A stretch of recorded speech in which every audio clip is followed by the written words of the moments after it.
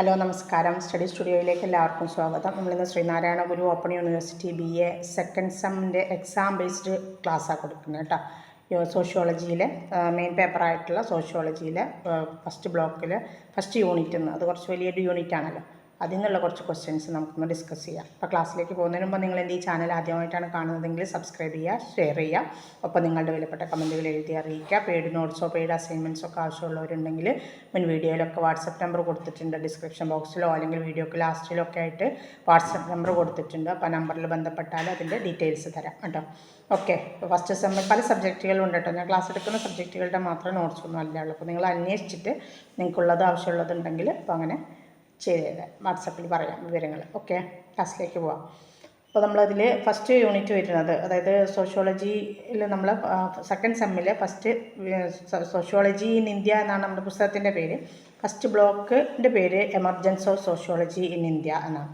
അതിലെ first unit development of sociology and social anthropology of India, social and colonial debates. ഒരു ചർച്ച എന്നോണം തന്നെയാണ്, ഡിബേറ്റ്സ് എന്ന് പറഞ്ഞ പോലെ ഒരു ചർച്ച എന്നോണം തന്നെയാണ് ഈ യൂണിറ്റ് വന്നിട്ടുള്ളത്. അപ്പോൾ അതിന്ന് കുറച്ച് ക്വസ്റ്റ്യൻസ് ഉണ്ട്, ഒരു എസ്സേ ആണ് നമ്മളത് ഡിസ്കസ് ചെയ്യാൻ പോകുന്നത് കേട്ടോ. Critically evaluate British colonialism and it's effects on developing academic field in India എന്നാണ്. അത് ഇന്ത്യയുടെ അക്കാദമിക മേഖലകളെ വികസിപ്പിക്കുന്നതിൽ ബ്രിട്ടീഷ് കൊളോണിയലിസവും അതിൻ്റെ സ്വാധീനവും എത്രത്തോളമാണ് എന്നത് വിമർശനാത്മകമായിട്ട് വിലയിരുത്താനാണ് നമ്മളോട് ചോദിക്കുന്നത്. അതിന്ന് എസ്സേ ആയിട്ട് ചോദിക്കാൻ സാധ്യതയുള്ള ക്വസ്റ്റ്യനാണ് കേട്ടോ. നോക്കാം നമുക്ക് അതിൻ്റെ ആൻസർ എന്താണെന്ന്. സോഷ്യോളജി എന്ന വിഷയത്തിൻ്റെ ഉദയവും വികാസവും അത് എങ്ങനെയാണ് ഭൗമരാഷ്ട്രീയ താൽപ്പര്യം, ദേശീയ താൽപ്പര്യങ്ങൾ, കൊളോണിയലിസം, പോസ്റ്റ് കൊളോണിയൽ കാലഘട്ടത്തിലെ ബുദ്ധിപരമായ അല്ലെങ്കിൽ ഇൻ്റലക്ച്വലായിട്ടുള്ള പര്യവേക്ഷണങ്ങൾ അല്ലെങ്കിൽ പാരമ്പര്യങ്ങൾ എന്നിവയെ ആശ്രയിച്ചിരിക്കുന്ന ഒന്നാണ്. അതുമായി ബന്ധപ്പെട്ട് ചില ഘടകങ്ങളുണ്ട്. അതായത് ഈ ഇത്തരത്തിലുള്ള ഘടകങ്ങളാണ് അതിനെ സ്വാധീനിച്ചതുമായി ബന്ധപ്പെട്ടിരിക്കുന്ന ചില ഘടകങ്ങളുണ്ട്. ഇനിയിപ്പോൾ ഏതൊക്കെയാണ് ഘടകങ്ങളെന്നാണ് അതിൽ നമ്മൾ വിശദീകരിക്കേണ്ടത്. അതിൽ വരുന്നത് കൊളോണിയലിസമാണ് ഫസ്റ്റ് വരുന്നത്. കൊളോണിയൽ ഭരണാധികാരികൾ അവരുടെ പ്രജകളെയും ഭരണത്തെയും നിയന്ത്രിക്കാനും അതുപോലെ തന്നെ മെച്ചപ്പെടുത്താനുമുള്ള ഒരു ഉപകരണമായിട്ട് സോഷ്യോളജി, ആന്ത്രോപോളജി എന്നീ വിഷയങ്ങൾ ഉപയോഗിച്ചിരുന്നു. അപ്പോൾ എന്തായി, കൊളോണിയൽ ഭരണകാലത്തെ സാങ്കേതിക വിദ്യയിലെ വികസനവും ആധുനിക ഇംഗ്ലീഷ് വിദ്യാഭ്യാസത്തിൻ്റെ വ്യാപനം, ഭരണപരമായ സേവനങ്ങൾ, നീതിന്യായ സ്ഥാപനങ്ങൾ എന്നിവയുടെ വ്യാപനം എന്നിവ ഇന്ത്യയിൽ സോഷ്യോളജി, ആന്ത്രോപോളജി എന്നീ വിഷയങ്ങളുടെ വികാസത്തിലേക്ക് നയിച്ചു. അതൊരു ഘടകം. രണ്ടാമത്തത് പരിഷ്കരണവാദ നവോത്ഥാന പ്രസ്ഥാനങ്ങളാണ്. രണ്ടാമത്തെ പോയിന്റ് പരിഷ്കരണവാദ നവോത്ഥാന പ്രസ്ഥാനങ്ങളാണ്. 19ാം നൂറ്റാണ്ടിൻ്റെ തുടക്കത്തിലുണ്ടായ കൊളോണിയൽ ഏറ്റുമുട്ടലുകളുടെ ഫലമായിട്ട് ഇന്ത്യൻ സമൂഹത്തിൽ രണ്ട് തരം പ്രസ്ഥാനങ്ങൾ ഉയർന്നു വന്നു. അതാണ് ഒന്ന് പരിഷ്കരണവാദ പ്രസ്ഥാനവും മറ്റൊന്ന് നവോത്ഥാന പ്രസ്ഥാനവുമാണത്. ഈ പ്രസ്ഥാനങ്ങൾ ആധുനികതയും പരമ്പരാഗത രീതിയും പിന്തുടരുന്നതിൻ്റെ വിഷമതകൾ ചർച്ച ചെയ്തു. ഒരു വശത്ത് നവോത്ഥാനവാദികൾ പഴയ ആചാരങ്ങൾ, മൂല്യങ്ങൾ, ആശയങ്ങൾ എന്നിവയ്ക്ക് വേണ്ടിയിട്ട് നിലകൊണ്ടു. അതേസമയം മറുവശത്ത് പരിഷ്കരണവാദികൾ യുക്തി, സ്വാതന്ത്ര്യം, സമത്വം എന്നീ ആധുനിക ആശയങ്ങൾക്ക് വേണ്ടിയിട്ടും വാദിച്ചു. ഈ പ്രസ്ഥാനങ്ങളുടെ ധാരകൾ ഇന്ത്യൻ സാമൂഹിക യാഥാർത്ഥ്യങ്ങളെ ആഴത്തിൽ മനസ്സിലാക്കുന്നതിലേക്ക് നയിച്ചു. ഇത് ജനങ്ങളിൽ ആത്മവിശ്വാസം വളർത്തുന്നതിനും അതുപോലെ തന്നെ ജനങ്ങളെ ഇങ്ങനെയുള്ള ഇന്ത്യയുടെ ഒരു പഴയ കാലത്തെക്കുറിച്ച് മനസ്സിലാക്കുന്നതിനൊക്കെ സഹായകമായി. പിന്നെ മൂന്നാമത്തെ ഘടകമാണ് ബ്രിട്ടീഷ് വിദ്യാഭ്യാസം. കൊളോണിയൽ വ്യാപനത്തെ പ്രോത്സാഹിപ്പിക്കാൻ വേണ്ടിയിട്ട് ബ്രിട്ടീഷ് ഭരണാധികാരികൾ ഇന്ത്യയിൽ ഇംഗ്ലീഷ് വിദ്യാഭ്യാസം പ്രചരിപ്പിച്ചു. ഒരു ഉന്നത മധ്യവർഗത്തെ രൂപപ്പെടുത്തുകയായിരുന്നു ഈ വിദ്യാഭ്യാസ പ്രചരണം കൊണ്ട് ആരുടെ ലക്ഷ്യം? ബ്രിട്ടീഷുകാരുടെ ലക്ഷ്യം.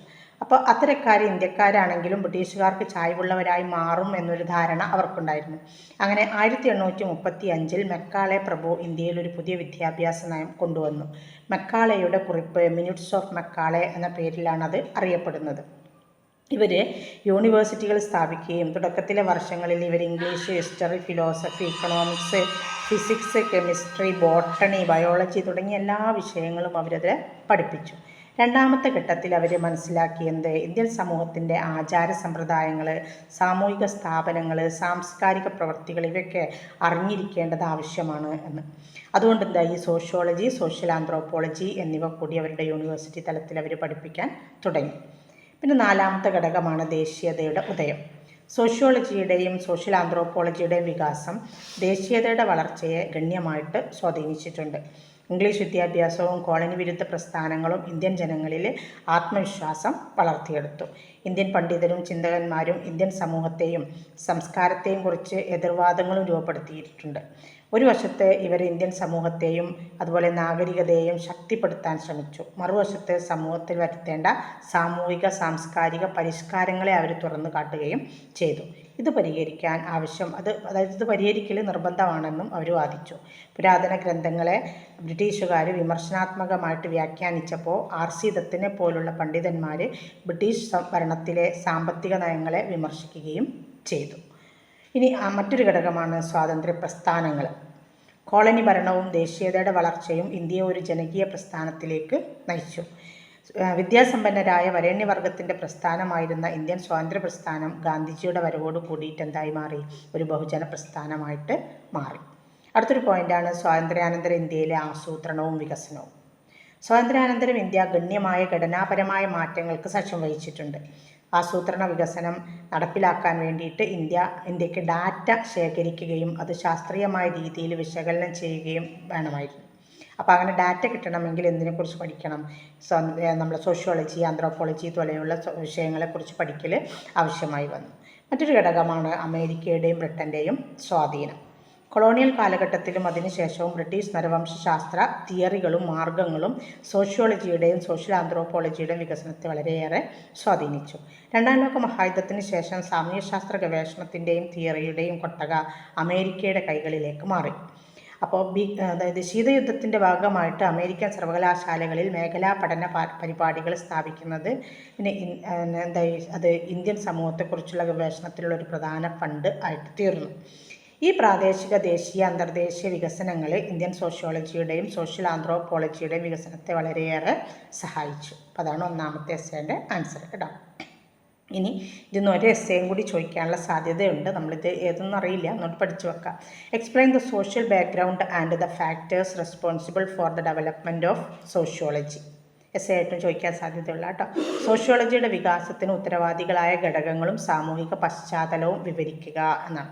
മറ്റത് സോഷ്യോളജി, സോഷ്യൽ ആന്ത്രോപോളജി രണ്ടും കൂടി കൂട്ടിയിട്ടാണ് ചോദിക്കുന്നത്. ഇവിടെ സോഷ്യോളജിയുടെ വികസനത്തിനുള്ള പശ്ചാത്തലവും ഘടകങ്ങളുമാണ് ചോദിച്ചിട്ടുള്ളത്. അതിന് ആൻസർ പറയുമ്പോൾ നമ്മൾ അതൊരു ഇൻട്രൊഡക്ഷൻ കൊടുക്കണം. എന്താണ്? സാമൂഹിക ശാസ്ത്രം ഒരു ആധുനിക അക്കാദമിക വിഷയമാണെങ്കിലും അതിൽ ക്ലാസിക്കൽ മധ്യകാല ഗ്രന്ഥങ്ങളിൽ അതിൻ്റെ വേരുകൾ നമുക്ക് കാണാൻ കഴിയും. ക്ലാസിക്കൽ പാരമ്പര്യങ്ങളിൽ നിന്നുള്ള വ്യത്യസ്തമായ ദാർശനികവും മതപരവുമായ ഗ്രന്ഥങ്ങൾ ഇന്ത്യയിലെ സമൂഹത്തെയും സംസ്കാരത്തെയും കുറിച്ച് വിശദമാക്കുന്നുണ്ട്. ഗ്രന്ഥങ്ങൾ അതിൻ്റെ ഉള്ളടക്കത്തിൽ ദൗർലഭ്യമാണെങ്കിലും മെറ്റാഫിസിക്കൽ അമൂർത്ത സാമൂഹിക ഘടകങ്ങൾ ശ്രദ്ധ കേന്ദ്രീകരിക്കുന്നുണ്ട്. സോഷ്യോളജിയും സോഷ്യൽ ആന്ത്രോപോളജിയും താരതമ്യേന പഴയ വിഷയമാണ്.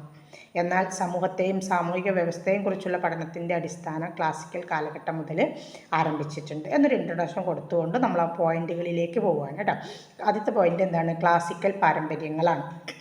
ക്ലാസിക്കൽ ചിന്തയിൽ യോഗ, സാഖ്യ, ന്യായ, വിശേഷിക, വേദാന്ത, മീമാംസ എന്നിങ്ങനെ 6 ചിന്താധാരകളുണ്ട്. ഈ ചിന്താധാരകൾ ഇന്ത്യയിലെ ക്ലാസിക്കൽ ചിന്തയ്ക്ക് ശക്തമായ അടിത്തറ പാകിയിട്ടുണ്ട്. ഇവയ്ക്കൊപ്പം 13 പ്രധാന ഉപനിഷത്തുകളും മനുഷ്യരുടെ ആന്തരിക ജീവിതത്തെക്കുറിച്ചും ആത്യന്തികമായ വിധിയെക്കുറിച്ചും ആഴത്തിലുള്ള ദാർശനിക അന്വേഷണങ്ങൾക്ക് സംഭാവന നൽകിയിട്ടുണ്ട്. ക്ലാസിക്കൽ ഇന്ത്യൻ മിത്തോളജിക്കൽ മത ആത്മീയ ഗ്രന്ഥങ്ങൾ പുരാതന ഇന്ത്യയിൽ നിലനിന്നിരുന്ന സാമൂഹിക സാഹചര്യങ്ങളും സാമൂഹിക ക്രമങ്ങളെയും കുറിച്ചുള്ള വിശദമായ വിവരങ്ങൾ നൽകുന്നുണ്ട്. അതുപോലെ ബുദ്ധ ജൈന മതങ്ങളും ഇന്ത്യൻ സാമൂഹിക ചിന്തയുടെ വികാസത്തിന് സംഭാവന നൽകിയിട്ടുണ്ട്. അതോടൊപ്പം ഗ്രീക്ക്, റോമൻ, ജൂത, ചൈനീസ് എന്നീ സഞ്ചാരികളുടെ കുറിപ്പുകളും ഇന്ത്യൻ ജനതയുടെ സാമൂഹിക സാംസ്കാരിക ജീവിതത്തെക്കുറിച്ചുള്ള വിവരങ്ങൾ നൽകുന്നുണ്ട്. പൗരാണിക കാലഘട്ടത്തിലെ ബുദ്ധിജീവികളും സമൂഹവും രാഷ്ട്രീയത്തെയും മനസ്സിലാക്കുന്നതിൽ സംഭാവന നൽകിയിട്ടുണ്ട്. ഇനി രണ്ടാമത്തെ പോയിൻ്റാണ് മധ്യകാല പാരമ്പര്യങ്ങൾ. ആദ്യം ക്ലാസിക്കൽ വന്നു, ഇനി മധ്യകാല പാരമ്പര്യങ്ങൾ. മധ്യകാലഘട്ടത്തിലെ പ്രാദേശിക ഭാഷകളിൽ എഴുതിയ ധാരാളം ഭക്തി സാഹിത്യ കൃതികൾ നമുക്ക് കാണാൻ കഴിയും. ഭക്തി പാരമ്പര്യം സംസ്കൃത ഭാഷയുടെ മേധാവിത്വത്തെ ചോദ്യം ചെയ്യുകയും ജനങ്ങളോട് സംസാരിക്കാൻ പ്രാദേശിക ഭാഷ ഉപയോഗിക്കുകയും ചെയ്യാൻ അത് ആഹ്വാനം ചെയ്തു. ഈ കാലഘട്ടത്തിൽ ഇന്ത്യൻ സമൂഹം മുസ്ലിം സമുദായങ്ങളുമായിട്ട് നേരിട്ട് ബന്ധം നിലനിർത്തി. ഇനി മൂന്നാമത്തെ ഘടകമാണ് ആധുനിക വികസനം. 18-ാം നൂറ്റാണ്ടിൻ്റെ മധ്യത്തിൽ ഇന്ത്യയിലെ ബ്രിട്ടീഷ് നുഴഞ്ഞുകയറ്റം ഇന്ത്യൻ സമൂഹത്തിൽ ആഴത്തിലുള്ള പ്രത്യാഘാതങ്ങൾ ഉണ്ടാക്കി. വിവിധ മേഖലകളിലെ കൊളോണിയൽ ഇടപെടലുകൾ കാരണം ഇന്ത്യയുടെ പുരാതന പാരമ്പര്യം ക്ഷയിച്ചു തുടങ്ങി. പ്രത്യേകിച്ചും ഔദ്യോഗിക ആവശ്യങ്ങൾക്ക് വേണ്ടി ബ്രിട്ടീഷുകാർ ഭാഷ ഉപയോഗിച്ചത് സംസ്കൃതം, പേർഷ്യൻ തുടങ്ങിയ ക്ലാസിക്കൽ ഭാഷകൾ പാർശ്വവൽക്കരിക്കപ്പെടുന്നതിന് കാരണമായി. ഇന്ത്യയിൽ ഈ ഭാഷകളുടെ മഹത്വം നഷ്ടമാവുകയും ചെയ്തു. ഇന്ത്യൻ സാമൂഹ്യശാസ്ത്രവും സാമൂഹ്യ നരവംശശാസ്ത്രവും സമൂഹത്തെക്കുറിച്ചുള്ള ഒരു ശാസ്ത്രീയ പഠനം എന്ന നിലയിൽ ഉയർന്നു വന്നത് വിവിധ ഇൻഡോളജിസ്റ്റുകളുടെയും കൊളോണിയൽ ഭരണാധികാരികളുടെയും പ്രവർത്തനത്തിൻ്റെ ഫലമായിട്ടാണ്. ഇത്രയാണ് അതിൻ്റെ ആൻസർ വരുന്നത്. പക്ഷേ അത് എസ്സേ ആയിട്ട് ചോദിക്കാറുണ്ട് കേട്ടോ. ഇനി മൂന്നാമതൊരു ക്വസ്റ്റ്യൻ നോക്കാം. Briefly explain the various stages in the formation of Indian sociology and anthropology. Indian സാമൂഹ്യശാസ്ത്രത്തിൻ്റെയും നരവംശശാസ്ത്രത്തിൻ്റെയും രൂപീകരണത്തിലെ വിവിധ ഘട്ടങ്ങൾ വിശദീകരിക്കുക അല്ലെങ്കിൽ വിവരിക്കുക എന്നാണ് ബ്രീഫ്ലി ചുരുക്കി വിവരിക്കാനാണ് കേട്ടോ. അപ്പോൾ നോക്കാം നമുക്ക്. ഒന്നാമത്തെ ഘട്ടം എന്താ? ഫൗണ്ടേഷൻ ഫേസാണ്, അടിത്തറ ഘട്ടം. ഈ ഘട്ടത്തിൽ ആദ്യകാല ഗ്രന്ഥങ്ങൾ, ഇതിഹാസങ്ങൾ, നിയമപുസ്തകങ്ങൾ എന്നിവയുടെ വ്യാഖ്യാനത്തിലൂടെ ഇൻഡോളജിസ്റ്റുകളും ഭരണാധികാരികളും ഇന്ത്യയുടെ ഭൂതകാലവും വർത്തമാനകാലവും കണ്ടെത്തി. കൂടാതെ അവർ അനുഭവപരമായ വിശദീകരണങ്ങളും സെൻസസ് റിപ്പോർട്ടുകളും ആശ്രയിക്കുകയും ചെയ്തു. ഇനി രണ്ടാമത്തെ ഘട്ടം ഇൻസ്റ്റിറ്റ്യൂഷണലൈസേഷൻ, അതായത് സ്ഥാപനവൽക്കരിക്കപ്പെട്ട ഘട്ടം. 1914 ബോംബെ യൂണിവേഴ്സിറ്റി സോഷ്യോളജി ഒരു വിഷയമായി പഠിക്കാനുള്ള ഗ്രാൻഡ് ഗവൺമെൻറ്റിൽ നിന്നും നേടിയെടുത്തു. അതേ വർഷം തന്നെ പോസ്റ്റ് ഗ്രാജുവേറ്റ് വിദ്യാർത്ഥികൾക്ക് അവിടെ സാമ്പത്തിക ശാസ്ത്രവും സോഷ്യോളജിയും പഠിക്കാനുള്ള അവസരവും ലഭിച്ചു. 1919 BNCയിൽ കൽക്കട്ട യൂണിവേഴ്സിറ്റിയിലും സോഷ്യോളജി പഠനത്തിന് മുൻകൈയെടുത്തു. ഇതിനു പുറമെ ലക്നൌവും ഒരു പ്രധാന സോഷ്യോളജി ആന്ത്രോപോളജി പഠന കേന്ദ്രമായിട്ട് മാറി. 1928 ഓസ്മാനിയ യൂണിവേഴ്സിറ്റിയും 1930 പൂനെ യൂണിവേഴ്സിറ്റിയും സോഷ്യോളജി പഠനം തുടങ്ങി. അപ്പോൾ സ്ഥാപനങ്ങൾ ഏതൊക്കെയെന്ന് കിട്ടിയില്ലേ? സ്ഥാപനങ്ങളിൽ ഇത് പഠിക്കാൻ തുടങ്ങിയ കാലഘട്ടമാണ് ഇൻസ്റ്റിറ്റ്യൂഷണലൈസേഷൻ, സ്ഥാപനവൽക്കരണ ഘട്ടം. മൂന്നാമത്തെ ഘട്ടം പ്രൊഫഷണലൈസേഷനാണ്. ഔദ്യോഗികമായിട്ട് പദവികളിലിരിക്കുന്നവർ ചെയ്യുന്നത്. സ്വാതന്ത്ര്യാനന്തരം വിവിധ ഭരണ പ്രക്രിയകൾക്ക് സാമൂഹ്യശാസ്ത്രപരമായ സമീപനങ്ങൾ ആവശ്യമായിട്ട് വന്നു. നയരൂപകർത്താക്കൾക്കും ഗവൺമെൻറ് ഉദ്യോഗസ്ഥർക്കും സോഷ്യോളജിയുടെ ഡാറ്റ ആവശ്യമായിരുന്നു.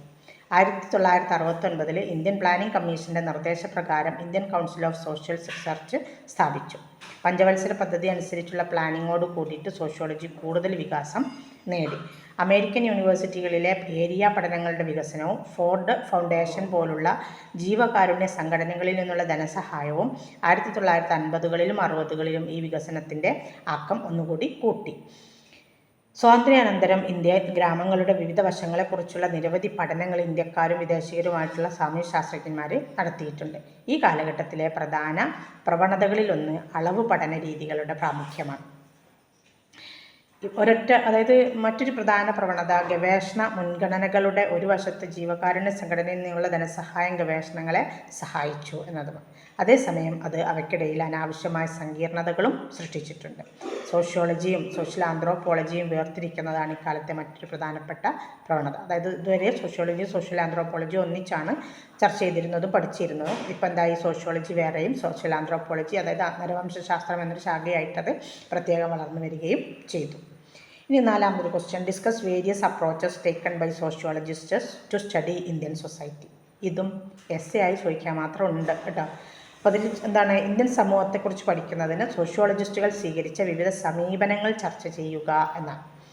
അതിൻ്റെ ആൻസർ നോക്കാം. സാമൂഹ്യശാസ്ത്രജ്ഞർ ഇന്ത്യൻ സമൂഹത്തെക്കുറിച്ച് പഠിക്കാൻ വിവിധ വീക്ഷണങ്ങൾ വികസിപ്പിച്ചിട്ടുണ്ട്.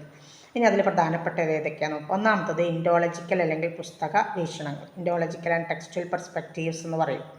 നോക്കാം. ഈ സമീപനം വികസിപ്പിച്ചെടുത്തത് GS ഗുറേയും ലൂയിസ് ഡുമോണ്ടുമാണ്.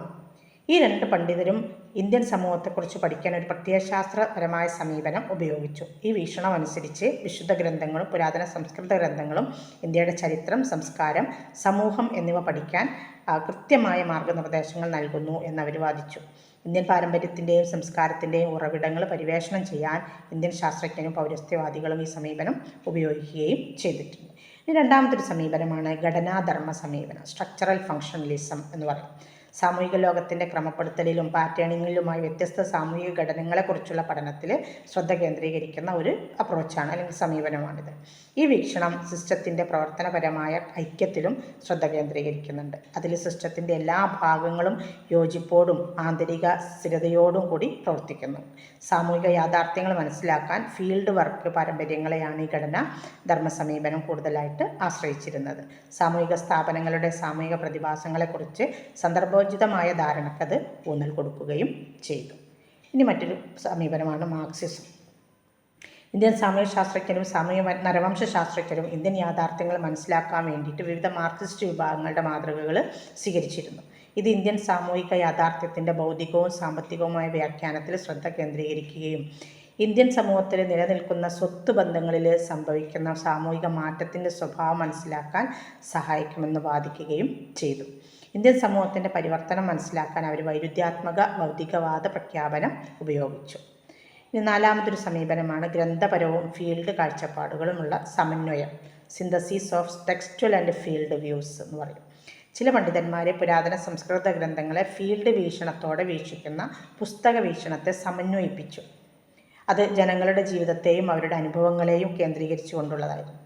വായന അതുപോലെ ഫീൽഡ് വീക്ഷണത്തിൻ്റെ ഈ സമന്വയം ഇന്ത്യൻ കുടുംബ വ്യവസ്ഥയെയും ബന്ധുത്വ സമ്പ്രദായങ്ങളെയും കുറിച്ച് വളരെ രസകരമായ പഠനങ്ങൾ സൃഷ്ടിച്ചിട്ടുണ്ട്. സാമൂഹിക സ്ഥാപനങ്ങളിലെയും സാമൂഹിക വ്യവസ്ഥകളിലെയും തുടർച്ചകളും മാറ്റങ്ങളും ഇത് തുറന്നു കാണിച്ചു. ഇനി മറ്റൊരു അതായത് ലാസ്റ്റത്തെ ഒരു സമീപനമാണ് കീഴാള പഠനം, സബാൾട്ടേൺ പെർസ്പെക്റ്റീവ്സ് എന്ന് പറയും. അത് മാത്രവും ചോദിക്കാറുണ്ട് കേട്ടോ. 1960കളിലെ ഹിസ്റ്റോറിയോഗ്രാഫിക് രചനകളിൽ നിന്നാണ് ഈ കാഴ്ചപ്പാടിൻ്റെ കീഴാള പഠനത്തിൻ്റെ ഉദയം. ഈ കാഴ്ചപ്പാടനുസരിച്ച് ബഹുജന വീക്ഷണകോണിൽ നിന്നാണ് ചരിത്രം എഴുതേണ്ടത്. വരേണ്യ വീക്ഷണകോണിൽ നിന്ന് എന്ത് ചെയ്തില്ല, ചരിത്രം എഴുതാൻ പാടില്ല. കൊളോണിയൽ നാഷണലിസ്റ്റ് ചരിത്രരചനയുടെ യൂറോസെൻട്രിക് എലിറ്റിസ്റ്റ് പക്ഷപാതം ഒഴിവാക്കണമെന്ന് അവർ ആഗ്രഹിച്ചു.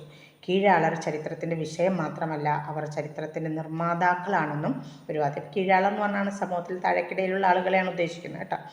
ഇനി മറ്റൊരു ക്വസ്റ്റ്യനാണ് describe the interrelationship between sociology and anthropology. സോഷ്യോളജിയും ആന്ത്രോപോളജിയും തമ്മിലുള്ള പരസ്പര ബന്ധം വിശദീകരിക്കാനാണ്. ഒരു ചോദ്യം കൂടി ആയാൽ ഈ യൂണിറ്റ് കഴിഞ്ഞു കേട്ടോ.